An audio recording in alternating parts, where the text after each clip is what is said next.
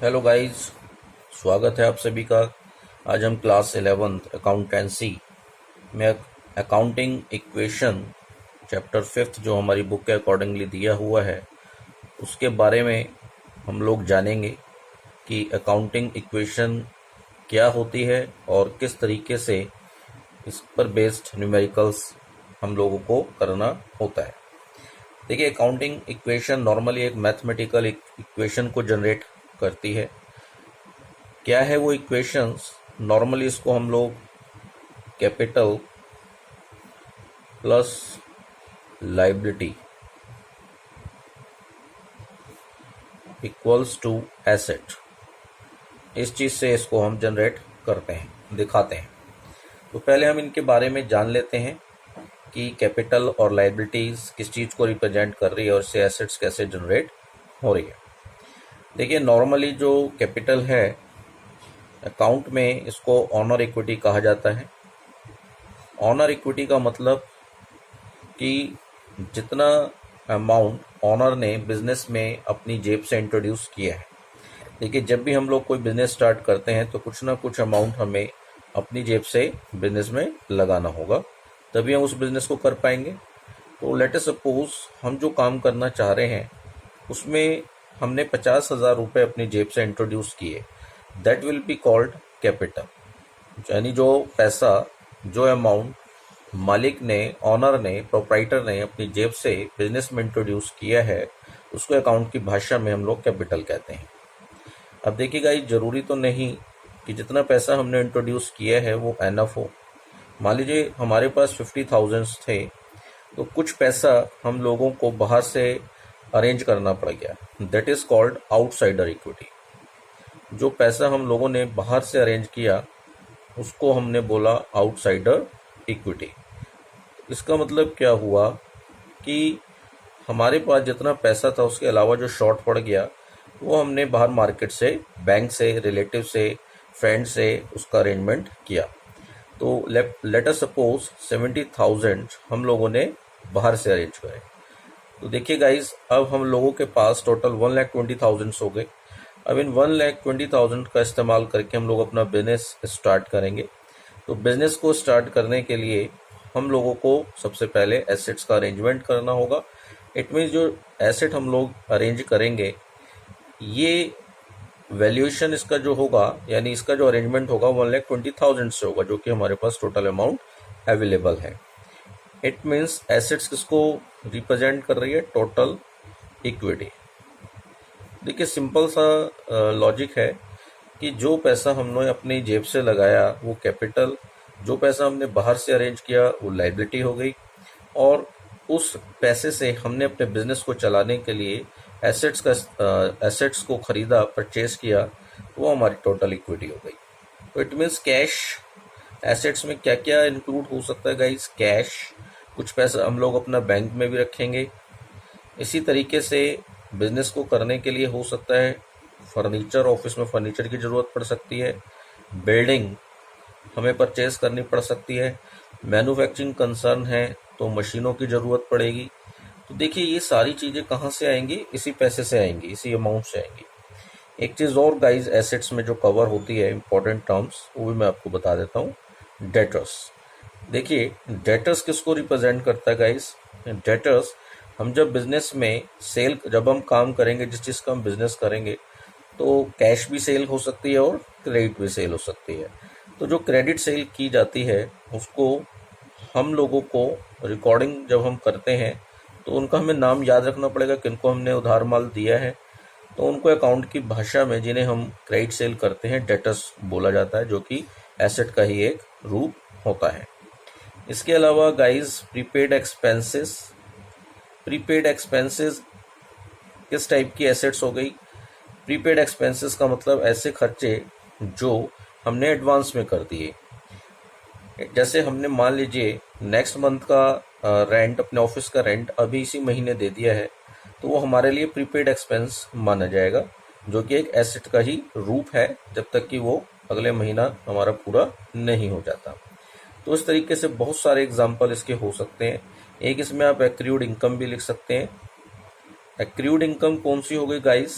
ऐसी इनकम जो हमने अर्न कर लिया है पर अभी हमें मिली नहीं है, तो जब तक हमें रिसीव नहीं होगी तब तक के लिए ये भी हमारी एसेट मानी जाएगी।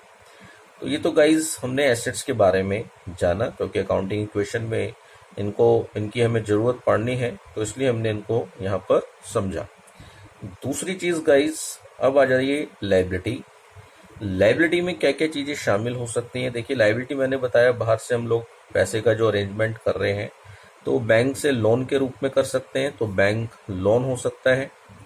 इसी तरीके से हम किसी फ्रेंड से अगर लोन ले रहे हैं, यानी या रिलेटिव से लोन ले रहे हैं, तो आउटसाइडर लोन या लॉन्ग टर्म लोन के रूप में भी हो सकता है। ये लॉन्ग टर्म लोन। इसी तरीके से गाइस हम लोग बैंक से ओवरड्राफ्ट की फैसिलिटीज लेते हैं, तो बैंक ओवरड्राफ्ट, इसके बारे में हम थ्योरी में और डिटेल में जानेंगे क्या क्या हैं ये सारी टर्म्स। अभी हम अकाउंटिंग इक्वेशन के पॉइंट ऑफ व्यू से सीख रहे हैं। ऐसे ही एक टर्म यहाँ पर आएगी क्रेडिटर्स। जैसे अभी हम बात कर रहे थे क्रेडिट सेल की, ऐसे हम बिजनेस में क्रेडिट परचेस भी तो करेंगे। तो जिस चीज़ का हमारा बिजनेस होता है उसको हमें खरीदना होगा, तभी हम उसे सेल कर पाएंगे, है ना। तो जो क्रेडिट परचेस होगी, तो ये भी हमारी एक तरीके की लायबिलिटी क्रिएट करती है। इसी तरीके से गाइस, जैसे मैंने बताया यहाँ पर प्रीपेड एक्सपेंस होते हैं, ऐसे ही कुछ खर्चे आउटस्टैंडिंग भी हो सकते हैं। आउटस्टैंडिंग इन द सेंस जिन्हें अभी हमें देना है, यानी खर्चा तो हो गया है लेकिन अभी हमने उसे पे नहीं किया है, तो ये गाइस आउटस्टैंडिंग एक्सपेंसेस भी हमारी लायबिलिटी माना जाएगा। ऐसे ही गाइस एडवांस इनकम हो सकती है। एडवांस इनकम कौन सी इनकम हो गई? जो हम लोगों को पहले ही मिल गई लेकिन अभी हमने उसके रिगार्डिंग काम नहीं किया है, तो जब तक हम उसे काम को करके ना दे दें तब तक के लिए एडवांस इनकम हमारी लायबिलिटी होती है। और कैपिटल के बारे में हम पहले ही जान चुके हैं, इसको हम ऑनर्स इक्विटी कहते हैं। तो उम्मीद है ये सारी टर्म्स आपको समझ में आई होंगी। अब इसी को बेस बना करके हम एक क्वेश्चन करते हैं अकाउंटिंग इक्वेशन का।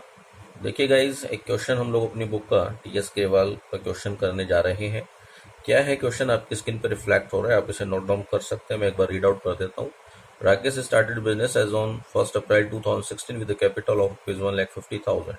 During the year, the following transactions took place. Furniture purchased है cash 20,000, purchased goods from Mahesh on credit 25,000, sold goods costing ₹10,000 to Mohan for cash 14,000, and additional capital introduced 20,000 है, commission received in advance 2,000, paid creditors Mahesh 22,500 in full settlement, and sold goods costing ₹15,000 for 18,000, out of which 5,000 received in cash. Goods sale करे हैं जिसकी cost 15,000 है और 18,000 में sell out हुआ जिसमें से 5,000 कैश रिसीव हो गया। And depreciation on furniture provided at the rate 10%। तो गाइज ये था क्वेश्चन। देखिए इसको कैसे अटेम्प्ट करना है, एक टेबल बना करके हम लोग इसे अटेम्प्ट करेंगे। गाइज इस क्वेश्चन को करने के लिए हम लोगों ने एक टेबल बनाई है अकाउंटिंग इक्वेशंस के लिए। Serial number, transactions, assets equals to liability plus capital. देखिए ड्यूल एस्पेक्ट पर बेस्ड है ये इक्वेशन हमारी, और double entry book keeping system हमारी बुक का नाम भी है। तो ये बताती है इक्वेशंस की दोनों साइड हमारी हमेशा बराबर रहेगी। तो इस क्वेश्चन के थ्रू हम देखेंगे कि हर ट्रांजेक्शन्स पे किस तरीके से दोनों साइड की इक्वलिटी बनी रहती है।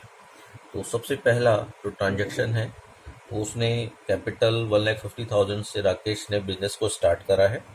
तो आप यहाँ पर सबसे पहले लिखेंगे राकेश स्टार्ट बिजनेस। तो देखिए कैश के रूप में एसेट्स जनरेट हुई है सबसे पहले 1,50,000, और इस साइड लायबिलिटी पे कोई इफेक्ट नहीं है। 1,50,000 से हम लोगों की कैपिटल जनरेट हुई है। तो देखिए दोनों साइड की इक्वालिटी हमारी बराबर बनी हुई है। सेकंड ट्रांजैक्शंस हम लोग पढ़ते हैं। सेकंड ट्रांजैक्शंस में क्या कह रहा है, फर्नीचर परचेज फॉर कैश। तो यहाँ पर आप लिखेंगे फर्नीचर परचेज। देखिए फर्नीचर जब परचेज करा तो एक एसेट फर्नीचर के रूप में हम लोगों की अराइज होगी। देखिए कैश हम लोगों को ने जब फर्नीचर खरीदा तो कैश में पेमेंट की होगी, तो 20,000 माइनस हो जाएंगे कैश में से और 20,000 फर्नीचर में प्लस हो जाएंगे। या लाइबिलिटीज पर कोई इसका इफेक्ट नहीं आएगा, कैपिटल पर कोई इफेक्ट नहीं आएगा, यानी एसेट साइड में ही फर्नीचर के रूप में प्लस हो गए, कैश में से माइनस हो गए। तो हर ट्रांजेक्शन्स के बाद आपने एक इसको क्लोज करके न्यू इक्वेशंस निकालनी है। तो देखिए न्यू इक्वेशन हमें क्या बता रही है कि 1,30,000 की हम लोगों के पास कैश अवेलेबल है, 20,000 का फर्नीचर, लाइबिलिटी में कुछ नहीं है, एंड 1,50,000 की कैपिटल। इसके बाद गाइस थर्ड जो ट्रांजेक्शन है वो बता रहा है purchase goods from Mahesh on credit, यानी आपने गुड्स परचेज करे हैं क्रेडिट पर, गुड परचेज ऑन क्रेडिट। तो देखिए जब क्रेडिट आप परचेज करेंगे तो लाइबिलिटी क्रिएट होगी क्योंकि पैसे आपने अभी दिए नहीं है। और दूसरी बात, गुड्स हमारा एसेट्स होता है, जिस चीज़ का हम बिजनेस करते हैं उसे हम गुड्स बोलते हैं। तो एसेट्स में गुड्स के रूप में आपका एक कॉलम जनरेट हो जाएगा। इसी तरीके से लाइबिलिटी में क्रेडिटर्स के रूप में कॉलम आपने बनाना है। तो कैश पे इसका कोई इफेक्ट नहीं है, फर्नीचर पर कोई इफेक्ट नहीं है। 25,000 के गुड्स आपने परचेज करे हैं और 25,000 के क्रेडिटर्स, एंड कैपिटल पर इसका कोई इफेक्ट नहीं आएगा। तो देखिए गाइस अगेन न्यू इक्वेशन हम लोग फाइंड आउट करेंगे। तो न्यू इक्वेशन में देखिए 1,30,000 कैश, फर्नीचर 20,000, 25,000 के गुड्स, क्रेडिटर्स हमारे 25,000 हैं, एंड 1,50,000 की कैपिटल चल रही है। देखिए दोनों साइड इक्वलिटी है, 1,75,000 इस साइड भी है और एसेट साइड भी 1,75,000 है। नेक्स्ट हमें बता रहा है guys sold goods to Mohan for cash. Fourth item में अब हम लोगों ने गुड्स को सेल किया है, यानी goods sold to Mohan for cash. Mohan को हमने कैश गुड्स सेल करा है जिसकी कॉस्टिंग थी 10,000। अब देखिए गाइज इसको आप समझने के लिए छोटी सी मैं वर्किंग से आपको इसको बताता हूँ। इसमें क्या किया है ध्यान से इसको समझिएगा। देखिए इसमें सेल हुई है, सबसे पहली बात तो हमें पता लग रही है 14,000 की कैश सेल हुई है। दूसरा उसकी कॉस्ट हमें 10,000 बताई है उसने। 10,000 के गुड्स 14,000 में सेल किए तो 4,000 का क्या हो गया गाइज, प्रॉफिट हो गया। देखिए जो कैश सेल हुई है तो ये तो कैश में प्लस हो जाएंगे 14,000। 10,000 से गुड्स हमारे गोदाम में से कम होंगे जब हमने सेल कर दी। जितने भी प्रॉफिट हैं या इनकम है ये ऑनर की होती है, और ऑनर को कौन रिप्रेजेंट करता है, कैपिटल। तो ये कैपिटल में प्लस हो जाएगा। इसी तरीके से जो भी एक्सपेंसेस होंगे, लॉसेस होंगे, वो कैपिटल में से आपके माइनस भी होंगे। तो आपने कैपिटल में 4,000 को प्लस करना है, 10,000 गुड्स में से माइनस करने हैं, और कैश में 14,000। तो मैं आपको लिख देता हूँ यहाँ पर, यानी 14,000 कैश में प्लस हो जाएंगे, एंड गुड्स में से हम लोगों के 10,000 माइनस करने हैं, यहाँ कोई इफेक्ट नहीं है। कैपिटल में 4,000 प्रॉफिट के प्लस होंगे। तो देखिए गाइज ये उम्मीद है आपको समझ में आया होगा प्रोसेस। तो दोनों साइड हमारी इक्वालिटी अभी भी बरकरार है।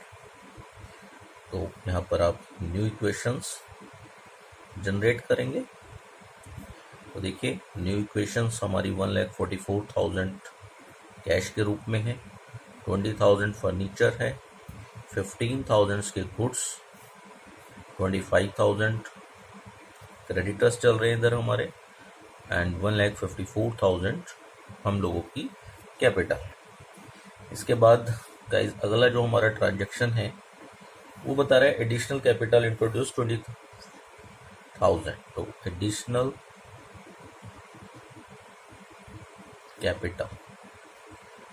कैपिटल सिंपल है, कैपिटल ड्यूरिंग द ईयर हमें बिजनेस में हमने लगाई है तो कैपिटल इंक्रीज हो जाएगी, और इधर भी आपने उसको ऐड कर देना है। तो आई थिंक एडिशनल कैपिटल में तो कोई दिक्कत नहीं होगी। जिस तरीके से शुरुआत में उसने कैपिटल लगाई थी, इस तरीके से मिड ऑफ द ईयर भी कैपिटल, अगर पैसा कम है बिजनेस में, तो लगाई जा सकती है। तो हमारी कैपिटल आने से कैश बढ़ करके 1,64,000 हो गया। 20,000 फर्नीचर है, 15,000 गुड्स एंड 25,000 की क्रेडिटर्स चल रहे हैं। 74,000 से हम लोगों की कैपिटल जनरेट हो गई। तो देखिए गाइज, इस तरीके से अगर आप देखें तो अभी भी हमारी इक्वालिटी इक्वेशंस बरकरार है। अब गाइज 6 पार्ट पॉइंट है इसका, कमीशन रिसीव्ड इन एडवांस। तो देखिए, कमीशन रिसीव्ड इन एडवांस, तो एडवांस जब हमें कमीशन मिला है 2000 का, एक तो कैश तो हमारा इंक्रीज हो गई होगा, और इनकम अगर हमें कोई एडवांस में मिल जाए तो जब तक हम उस काम को ना कर दे तब तक के लिए वो हमारी लायबिलिटी मानी जाती है। तो एक कॉलम बनेगा यहाँ पर एडवांस कमीशन के नाम से। तो 2000 कैश में आपने दिखाने, क्योंकि मिल तो गया ही है, एंड यहाँ पर 2000 एडवांस कमीशन की एक नई लायबिलिटी क्रिएट हो जाएगी। तो अब हम इसको टोटल करके न्यू इक्वेशन निकालेंगे। तो देखिए न्यू इक्वेशन, तो गाइस तरीके से न्यू इक्वेशन 1,66,000, 20,000 फर्नीचर है, 15,000 goods, 25,000 creditors, 2,000 advance commission and 1,74,000 capital. तो नेक्स्ट पॉइंट हम लोग पढ़ लेते हैं क्या है। Paid to creditors Mahesh 22,500 in full settlement.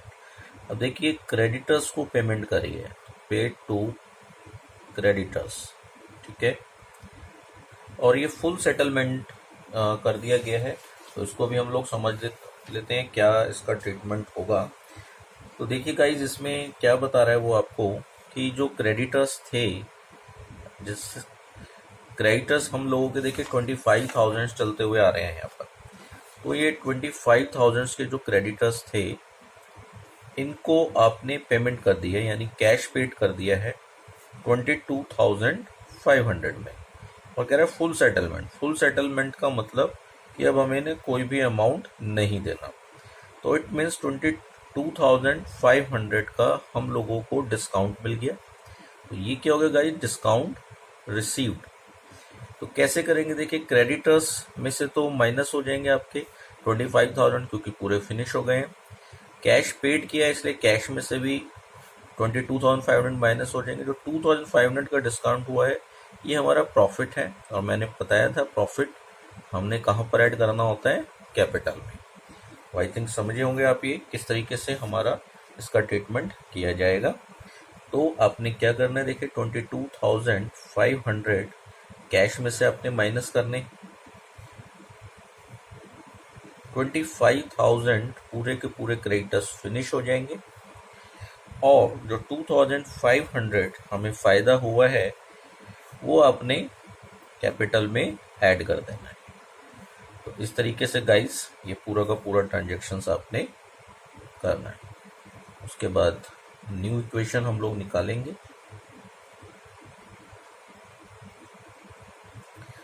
तो देखिए इसको माइनस करने के बाद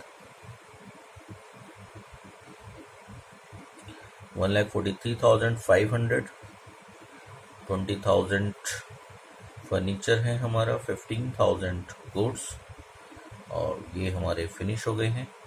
2,000 का कमीशन है एडवांस, और ये और आप कैपिटल में ऐड कर दीजिए। 1,76,500 की हमारी कैपिटल है। नेक्स्ट ट्रांजेक्शन्स गाइड्स, 8 ट्रांजेक्शन्स में क्या बता रहा है आपको, sold goods costing 15,000 for 18,000 out of which 5,000 received in cash. तो देखिए इसको और आपने समझना है ध्यान से।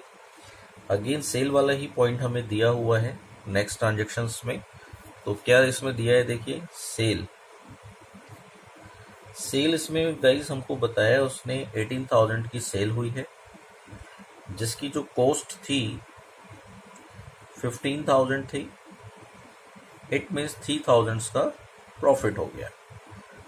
तो सेम पॉइंट है जो अभी हमने ऊपर डिस्कस किया था। इट मीन्स प्रॉफिट कैपिटल में प्लस हो जाएगा, ये तो हमें मालूम ही है। 15,000 गुड्स हमारा गोदाम में से कम होगा तो गुड्स में से माइनस हो जाएगा। अब यहाँ सेल में उसने दो बातें बता दी। कैश सेल बता रहा है 5,000 की है, तो कैश में 5,000 प्लस होंगे, यानी बाकी की जो सेल है क्रेडिट सेल है, और क्रेडिट सेल को क्या कहा जाएगा? डेटर्स। इट मीन्स 13,000 हम लोगों ने डेटर्स में प्लस करने हैं। तो एक नया कॉलम यहाँ पर हम लोग और बनाएंगे डेटर्स के लिए। देखिए गाइस, क्या करना है आपने, यहाँ पर आप क्या लिखेंगे? Goods sold. तो जो गुड्स सोल्ड हुए हैं उसमें किस तरीके से आपने फिल करना है अमाउंट? 5,000 से तो हमारा कैश इंक्रीज हो जाएगा, फर्नीचर पर कोई इफेक्ट नहीं है। गुड्स में से 15,000 पूरे माइनस हो जाएंगे और 13,000 डेटर्स में प्लस हो जाएंगे। मीन्स 15,000 के गुड्स हमने 18,000 में बेचे, 5,000 कैश और 13,000 क्रेडिट। इसी तरीके से आपका जो प्रॉफिट आया इस पे 3,000 का वो कैपिटल में आपने ऐड कर देना। फाइनली न्यू इक्वेशन हम लोग इसकी निकालेंगे।